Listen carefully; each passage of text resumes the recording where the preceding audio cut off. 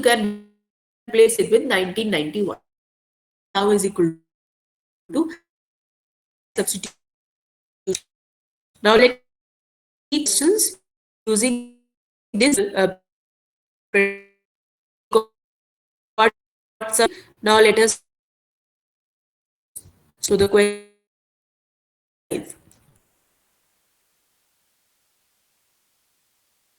is right. So two ways of proving. If you see the set of facts, basically it is was a Pompeian, and all Pompeians died when the volcano erupted in 79 AD. Right. So if Marcus was Marcus alive, we can prove it through two ways. One way is that Marcus is dead because he was killed by the volcano. Right. So you can say that he was killed by the volcano because the volcano erupted in 79 AD, and the time and now that the time now is basically it's basically greater than 79 AD. So that means he was a Pompeian and all Pompeians have died in 79 AD. So that means he might also have died. Right. So that is one way of proving that he was killed by the volcano. Other way of proving could be that Marcus is dead because he would otherwise be more than 150 years. Right. No mortal lives longer than 150 years. Correct. And Marcus, and if we are able to prove that the time now minus the Marcus was born in 40 AD, we know that. So it means if the age of Marcus is greater than 150 years, that means he's a mortal and he might have died. So basically, other way is that no mortal lives long than 50 years and might be more than 150 years for that he has died. So there are two ways of proving this. One way is through the volcano eruption you can prove. Other way is through the seventh fact that the mortal lives longer than 150 years and Marcus' age is greater than 150 years, so he might have died. Right? So let's try to prove it now. Using both these options, we will try to prove. So one thing is important over here. If you want to prove this, is Marcus alive or not? So first thing which is important is you have not considered any fact where alive word is occurring. Okay, just see your set of facts, students. Here in this set of facts, you have the died word, but you don't have any alive word. So how do you know what is the relationship between alive and dead? That is obvious thing. We all know that if he is alive, he is not dead, and if he is dead, he is not alive. Right? That is an obvious thing to humans.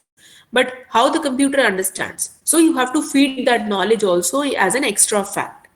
Okay. So if you want to answer this question, is Marcus alive? In that case, you have to basically add the fact that alive means not dead, which is an obvious fact known to us, but it's not so obvious for the system. So you'll have to add this fact. So that is why we have added this fact. Alive means not dead and not dead means alive, right? So you just see the predicate logic representation for alive means not dead. You have to convert into predicate logic format these extra facts also. So if you see here, for every t alive, if x is alive at the time instant t, that will imply that x is not dead at the time instant t, and if he is not dead, that will mean alive. So that is why you have two clauses, you can say two expressions which are both have to be true. So basically you have to consider both of them. That is why both the conditions we have written in the form of two expressions. So first expression is alive means not dead, and the second expression means not dead implies alive. So that is why you have written like this. So if there is a x and there is a time instant t, so if x is alive at the time instant t, this would imply that he is not dead at the time instant t. And similarly, if he is not dead, that will imply that alive x comma t. So that's how you have added one fact. And another fact which which you should add actually, and which makes sense because it's known to us, but it's not so obvious for a computer. So you have to add this fact also. So if someone dies, he is dead at all later. So this which you will need to add to answer this question. Because we know from our knowledge that if someone has died, then he cannot be alive again, right? So that means if someone has died, he will be dead only for all the later times. But not it's not anywhere specified in the facts. So you add this fact also. So because our facts are not talking anything about like this, so we add these two facts. So if someone dies, he's dead at all later times. So that means the logical interpretation would be so. Suppose there was an X, and X has died at the time instant T1. So this should be T2 actually. T1, right? So if X has died at the time instant T1 and the time instant T2 is greater than T1, so this would imply that X is dead at T2 because T2 is greater than T1 and he died at T1. So that means he must be dead at T2 also. Are you able to get this representation, student? How we form these representations? Are you able to get both of these?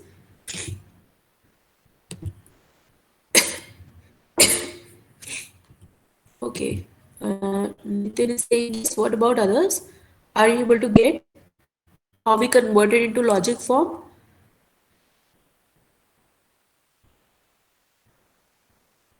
Okay.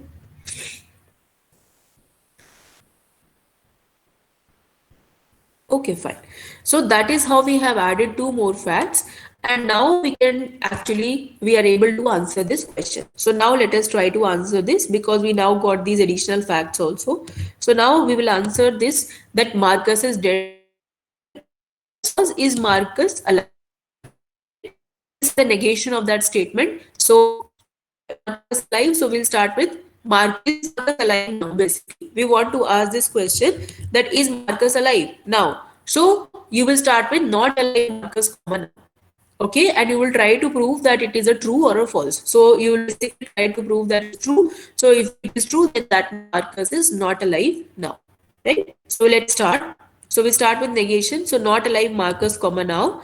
And you see here, can you substitute this with any of the facts or where it is occurring on the right hand side? Can you do any substitution here? If you see here in the ninth fact in the second part, this is the second part of the ninth fact. It is saying that alive, not dead x comma t lies alive x comma t. So that means alive is occurring on the right hand side in this fact.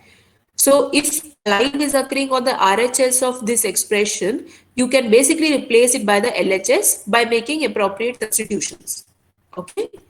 And remember one thing more, students, wherever two expressions are basically separated by a conjunction sign, that means an intersection sign, then they are two independent expressions basically.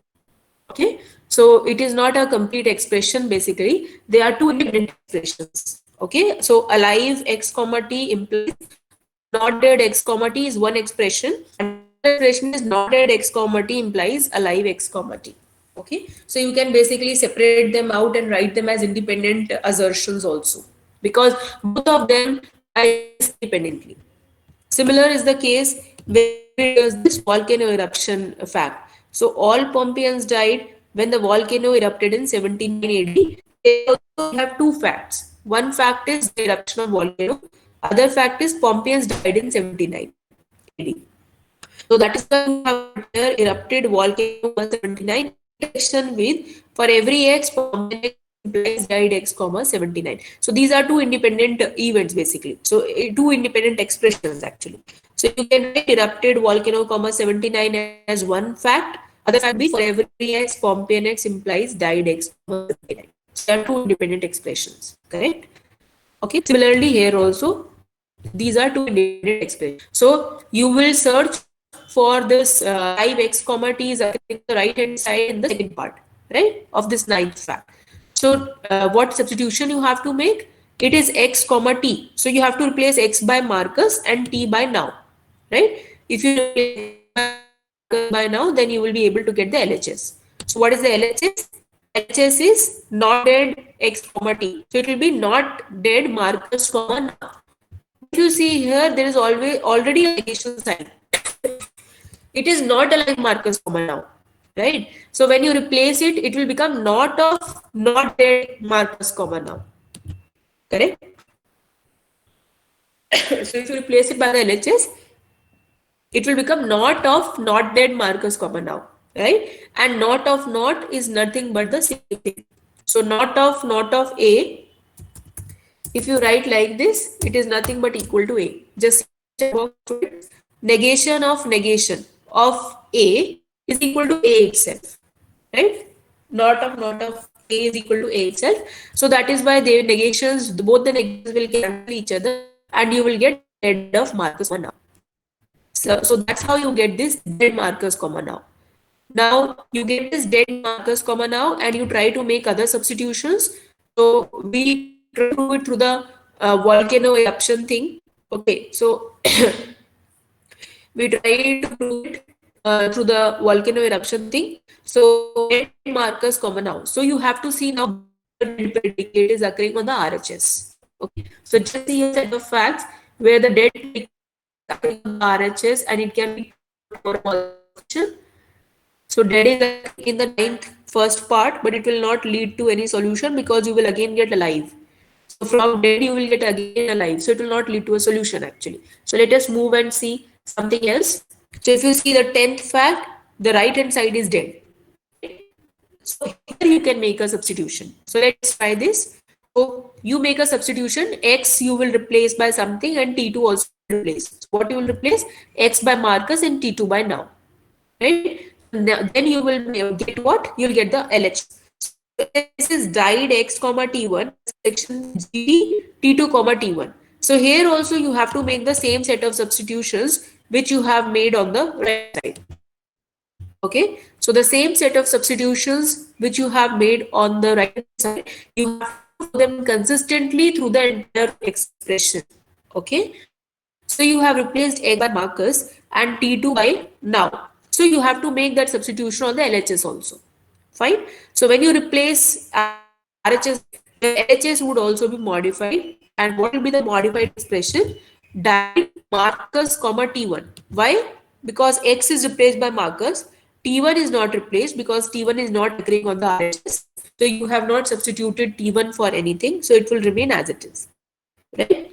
Now intersection with GT, T2 comma T1. Now T2 is now becoming replaced by now. So that means intersection with GT now comma T1.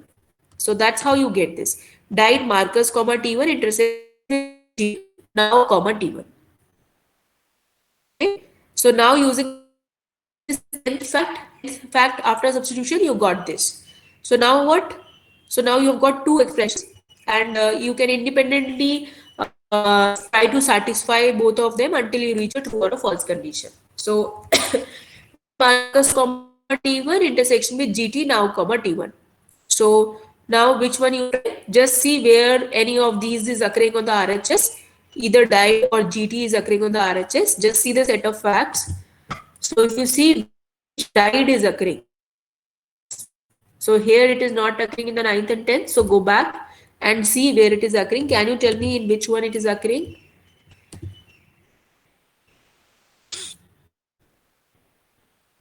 Any answers?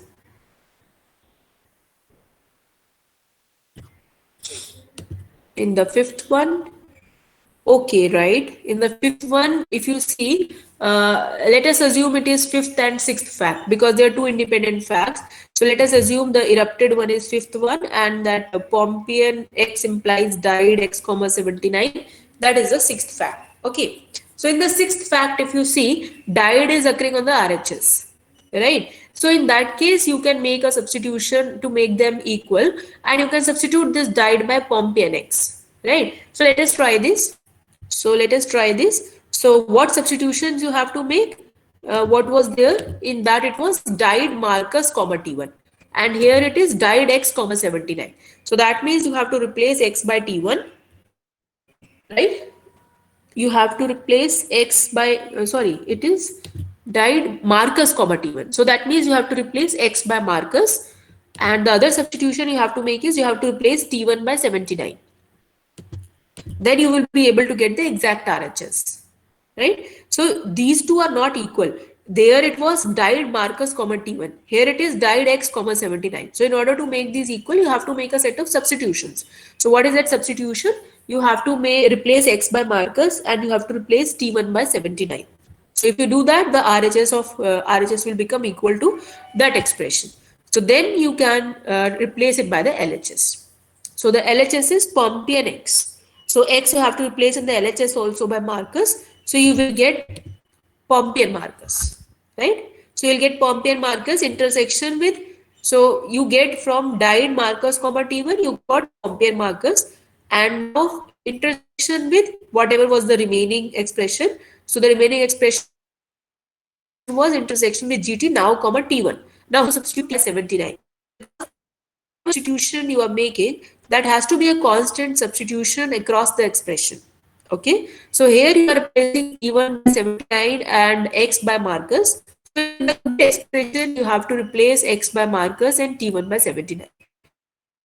So the second part of this expression where you have written Marcus, here also you have to replace T1 by 79. So that's how you get Marcus intersection with GT now comma 79. Are you able to get up till now? How you got this? Are you up till now?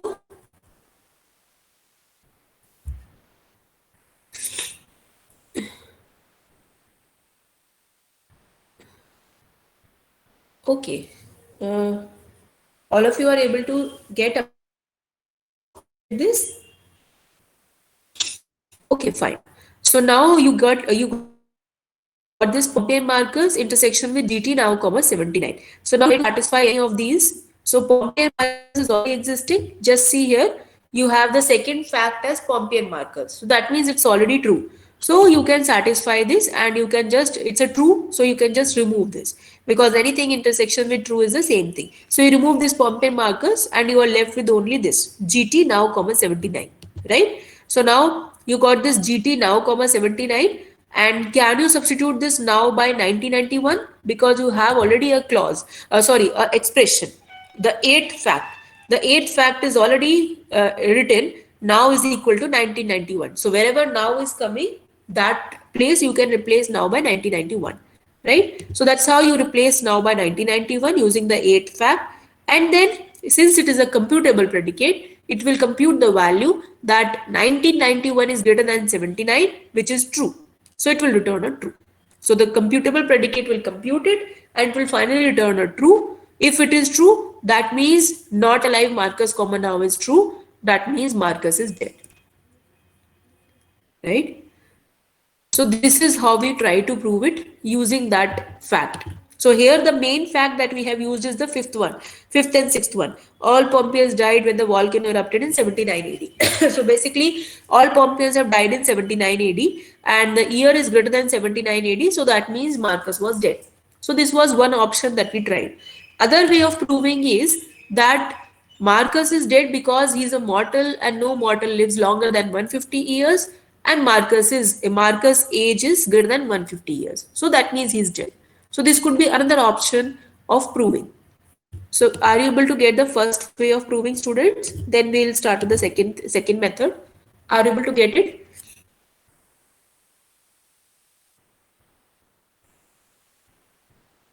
Getting? Okay, so now the next method. Fine. So another way of proving that Marcus is dead is through that mortal thing. Okay, so let us try the other option of proving that Marcus is dead. So again begin with the negation. So begin with negation alive Marcus comma now, and using the ninth substitution you can convert it into dead Marcus comma now. So this is the same thing which we did here also. Using the ninth substitution you have converted into dead Marcus comma now. Now, from this dead Marcus comma now, instead of trying the substitution number 10, instead of trying the substitution number 10, let us try some other substitution. So, let us try the seventh substitution. Just see here, what is the seventh substitution? That dead is on the RHS in the seventh fact, right? And on the LHS, you have some expressions. So, let us try, because you have dead in the RHS, even in the seventh fact also. So you have in the seventh fact also dead in the RHS, and even in the 10th one you have dead on the RHS. So in the earlier example we have taken the 10th one for substituting for dead. Now we are taking the seventh fact. So now the thing is dead Marcus comma now. So you have the seventh fact dead X comma T2. So if you replace X by Marcus and T2 by now, then you can get the exact same expression dead Marcus comma now. So let's do it. So you replace X by Marcus and T2 by now. So you replace this in the LHS also. So LHS is mortal x intersection born x comma t1 intersection with gt t2 minus t1 comma 150. So you replace x by Marcus and t2 by now. So you will get mortal Marcus intersection with born Marcus comma t1 intersection with gt now intersection with gt now minus t1 comma 150. That's what is written over here. Just see students here. So just see here, I'll just enlarge this one 1 minute. So just see the proof, the third step here. You have replaced this dead Marcus comma now. You have replaced dead Marcus comma now by the left hand side of the seventh fact. So that was mortal x. So that means mortal Marcus intersection with born x comma t1. So that means born Marcus comma t1 intersection with gt of t2 minus t1 comma 150. So t2 is now. So that is why we got intersection with gt now minus t1 comma 150. Right? So that's how you got this expression. Now you have to satisfy all three separately one by one. So let us try for the first one. So mortal Marcus you want to satisfy. You want to say whether it is true or false. So mortal Marcus is existing actually in your set of facts. Just see here. You see the fourth one. Just see the fourth one. It is for every x, man x implies mortal x. So x if you replace by Marcus, you will get man Marcus. Right? You can replace mortal Marcus by man Marcus. And man Marcus is already true. Right? So basically, you replace man Marcus, basically from mortal Marcus using the fourth substitution, you will get man Marcus. And from man Marcus using the first fact, you will get that it is true. So you can just remove that one. So in the after making the fourth substitution, you got man Marcus intersection with the remaining thing is same. So man Marcus intersection born Marcus comma t1 intersection with gt now minus t1 comma 150. So that is all same, only this is changed. Man Marcus. You have changed mortal to man. Now from man Marcus, if you use the first substitution, you will get that man Marcus is already existing, so it is true. So true means you can just remove this out, right? So you'll get born Marcus comma t1 intersection with gt now minus t1 comma 150 remaining. So these two expressions are remaining now. Now how to prove? So now how to prove? So now if you see the third one, just see the third one. Third one is born Marcus comma 40. Right. So you know that Marcus was born in 40. So if you see here, this is born Marcus comma t1. So if you replace t1 by 40 now, so if you make another substitution and replace t1 by 40, so that means you can prove that this is true. Born Marcus comma 40 is true. So if you make the substitution using the third fact and you make the substitution t1 by 40, so you can prove that born Marcus comma 40 is true, right? So you make the third, use the third fact and make the substitution as t1 by 40. So you have to replace t1 by 40 in this born also and in the other one gt also. So after the third substitution, your born Marcus comma t1 will go because it will be already true, and gt would remain, and gt would be basically now minus 40 because you have to replace t1 by 40 here also. Which are independent statements? Yeah, they are independent statements only, but we are trying to prove them. Okay, so we have to prove one by one. Otherwise, it's basically you have to prove all of them are basically true. Then only you can prove that the not alive Marcus comma now, that means your first fact where you started from, that is true. So if you want to prove your first fact is true, you have to basically prove all these statements as true. Okay, because they are on the LHS of the implied sign. They are on the LHS of the implied sign. So basically, you have to, in order to make the RHS happen, all of the LHS should happen. Okay. So basically, you have to prove each of them as true in order to make the RHS as true.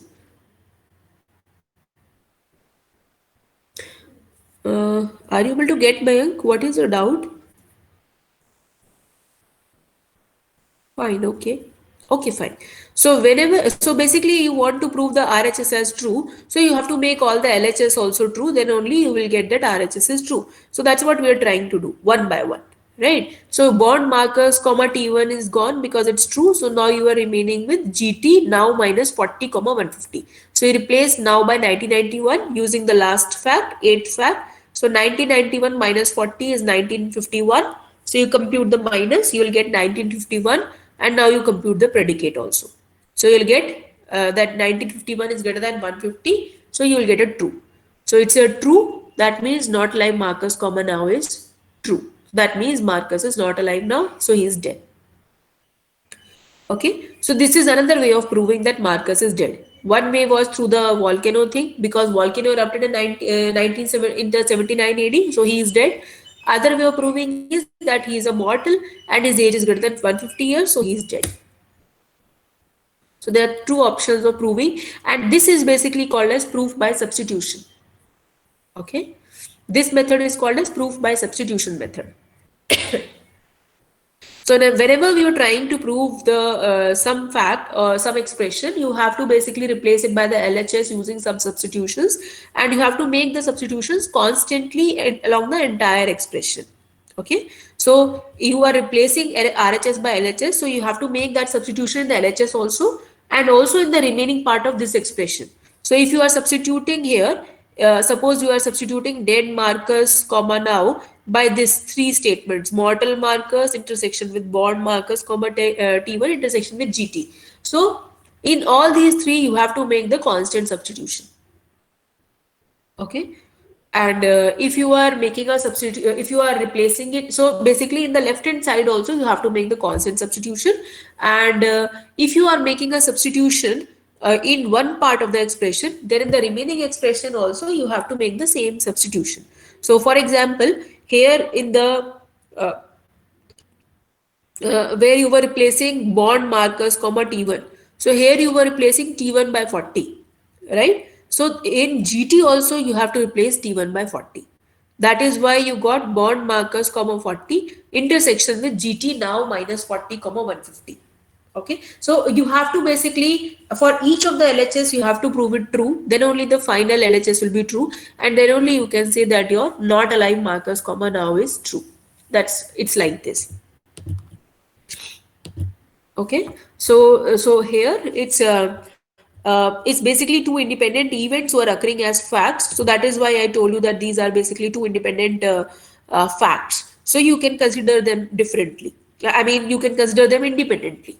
Okay, so that is why I told you that these are two independent facts, and here also in the ninth one they are two independent facts. But when you are considering the LHS, if they are having an intersection sign, then they are not independent. They are basically all have to be satisfied in order to get to the RHS. Okay, so they are not independent in that case. So if you see the 10th one, died intersection GT. So died X comma T1 intersection with GT T2 comma T1. So they both have to be satisfied in order to reach a conclusion that X is dead at T2. So in that case, this intersection sign means they are dependent activities. But just I told you, independent activities can be like this. Suppose in the ninth fact, you have alive means not dead and not dead means alive. So they are independent events. So these are two separate facts you can consider. Similarly, in the fifth one, you can consider them as two separate facts. Are you able to get the difference, students, here? Anyone who is confused in this one? What is the meaning? I mean, why I told that these two facts can be considered independently in the ninth one and in this fifth one, and in this 10th one they are dependent. Okay, died and GT are independent. Are you able to get this concept, students?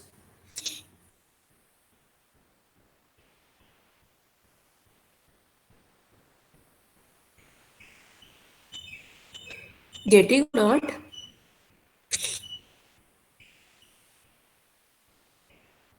Others, all of you are getting this concept, students?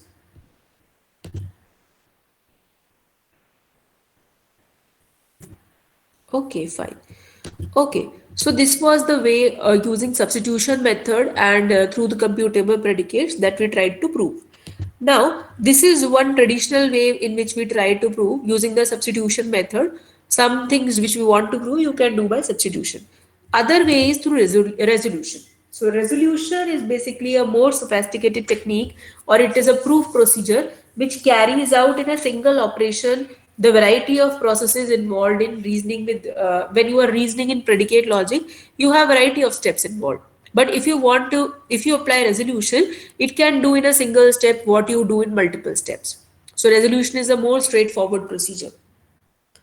So resolution is a proof by refutation. Resolution is a proof by refutation. Refutation means it's a proof by negation. So what we do in resolution also, we start with the negation of the statement. So that is one thing which we do. In the resolution also, we start with the negation of the statement and we try to prove that the negation of that statement is basically producing a contradiction with the known facts. Okay, so what we do in resolution is we start with the negation of the statement which you want to prove, and then we prove that it is producing a false, basically a contradiction. So in that case, your original is true. So suppose you are starting with an expression which you want to prove. So you start with the negation of that expression. And then you prove that the negation is false. So basically it's producing a contradiction. So then in that case, since the negation is false, so you can say the original statement is true. So that's how you proceed in resolution. It's basically starting with negation and proving it as a contradiction. And one more thing about resolution, which is very important, is resolution actually has a requirement. So the first and foremost requirement for resolution is that all the statements in predicate logic have to be converted into the conjunctive normal form or the clausal form.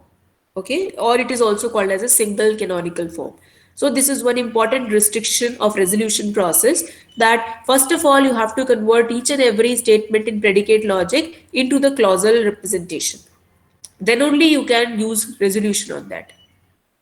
So let us try to first of all study the steps which are there for converting any statement in predicate logic into conjunctive normal form.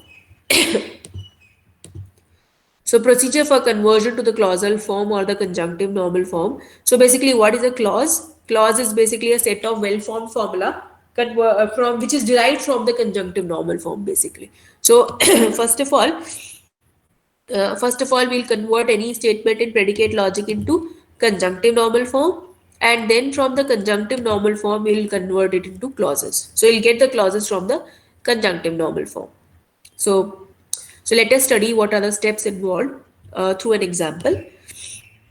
So there are about 8-9 steps involved for converting into the clausal form any statement in predicate logic.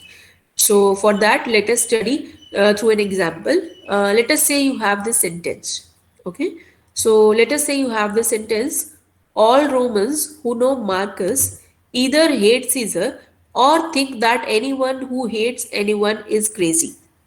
Okay, so this is your sentence. It's a quite long sentence, but we have taken this long sentence because we want to explain you all the steps of conversion into clausal form. So all these steps would be applicable here. So that is why we have taken this long sentence. Okay, so all Romans who know Marcus either hate Caesar or think that anyone who hates anyone is crazy. So first of all, convert this into predicate logic form, and then we'll apply the steps to convert into clausal form. So how to convert into predicate logic form?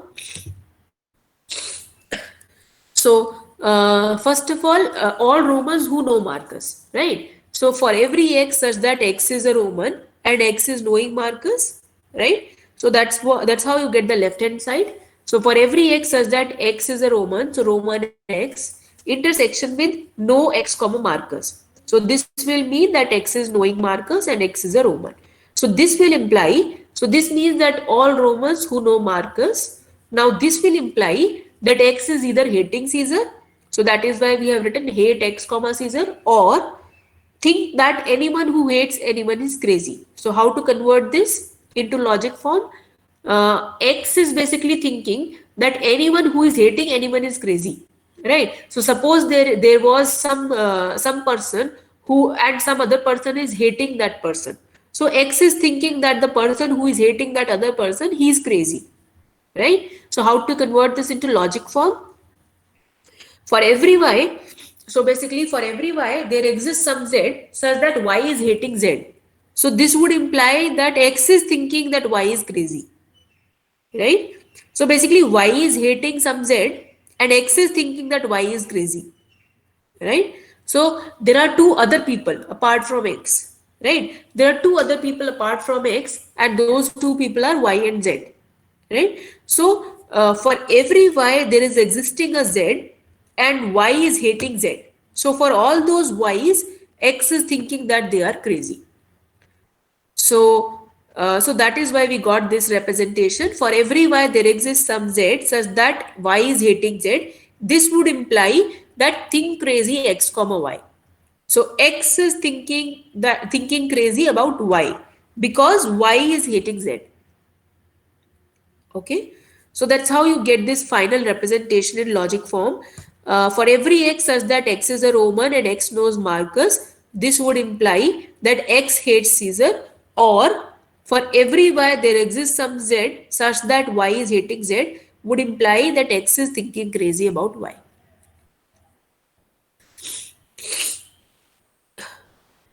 So basically, for all those Ys for which there is some Z and they are hating that Z basically. So for every Y, if there exists some Z such that Y is hating Z, so that means X will think that those Ys are crazy. Are you able to get this? How we convert it into logic form? Any doubt in this representation? Are you able to get this, students?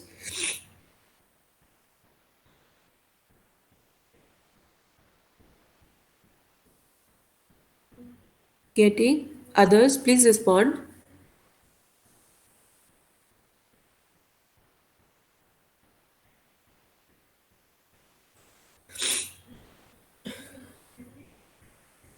Okay, fine. Okay.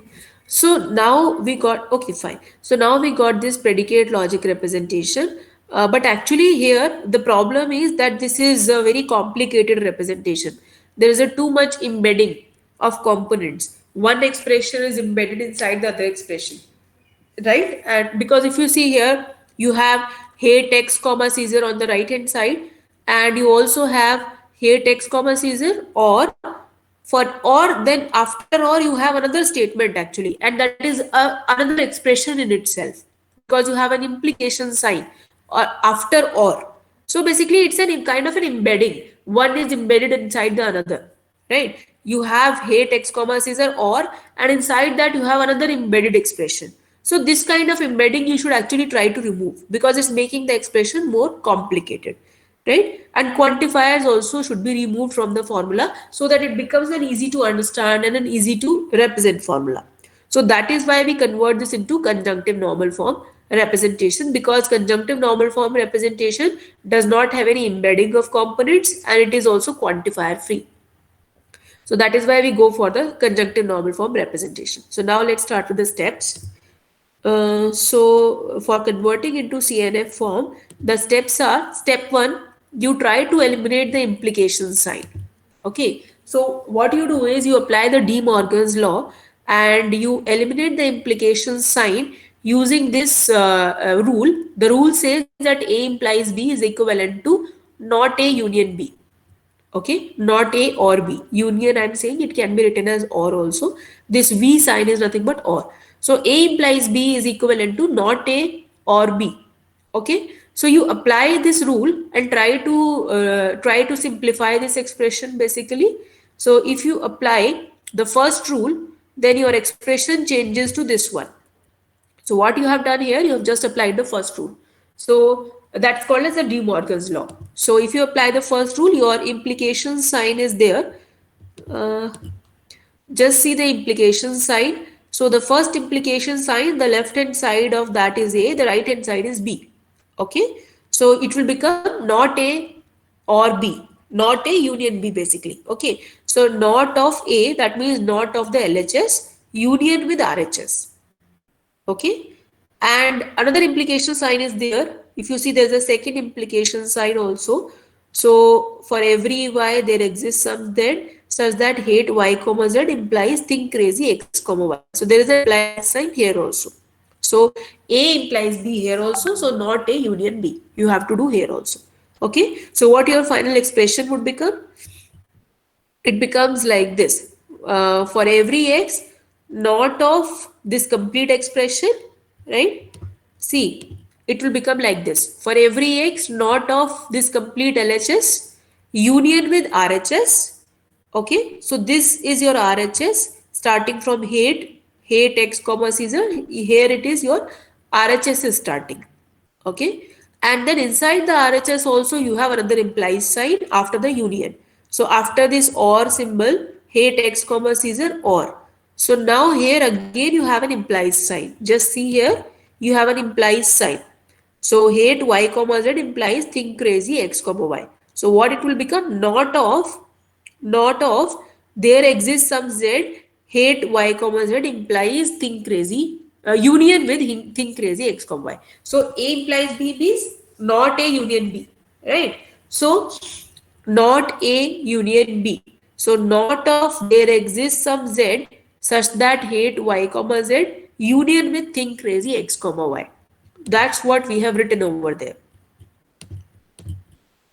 Okay, so just see here, for every x not of the complete LHS union with RHS, and inside the RHS also you have a union, and after that union you have A implies B.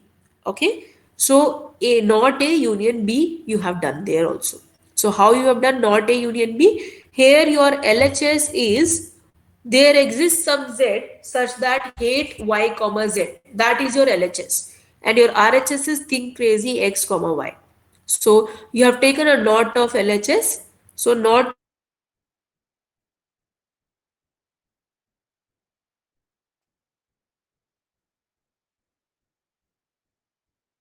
is so that's how you got this. So you just see here, you got on the RHS knot of there exists some z height yz union with think crazy xy. Now, students, there is one important question over here. One thing which might have come into your mind, that why have we not included in the LHS this for every x? Yeah, the same question which Mayank is asking actually. Yeah. So why did this negation sign came before there exist and not before for all y? So that is the same question which Mayank is asking. So see here, students, just see here.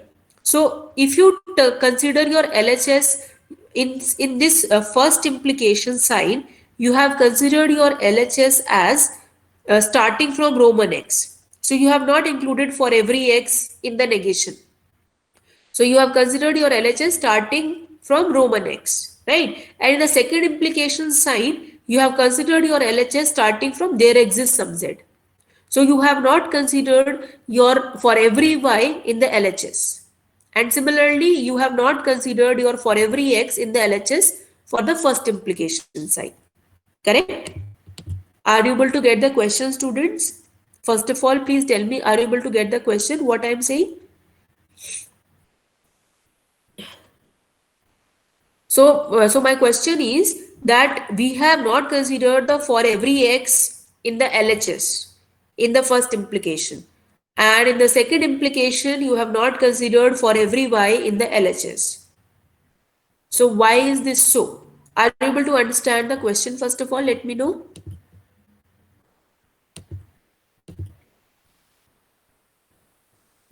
Then I'll give you the answer also. But tell me, are you able to understand the question first?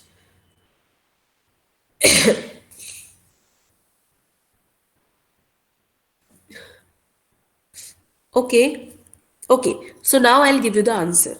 Okay. So basically, why have we not considered the for every x in the LHS in the first implication? Because it's actually not in the LHS. Why you see here, for every x is not the LHS because x is there in the RHS also. Right? Just see here, x is there in the RHS also. Just see here, for every x, Roman x intersection no x comma Marcus implies height x comma Marcus, right? So x is also there in the RHS, right? Similarly, if you see the second implication sign, for every y, here y is there in the RHS also. Okay, so actually these for every x and for every y, in the first implication sign for every x is associated with the RHS also. It's not only associated with the LHS because x is occurring on the right hand side also. Similarly, if you see the second implication sign, here y is occurring on the RHS also. So this is not associated with the LHS only. This for every Y, this symbol is actually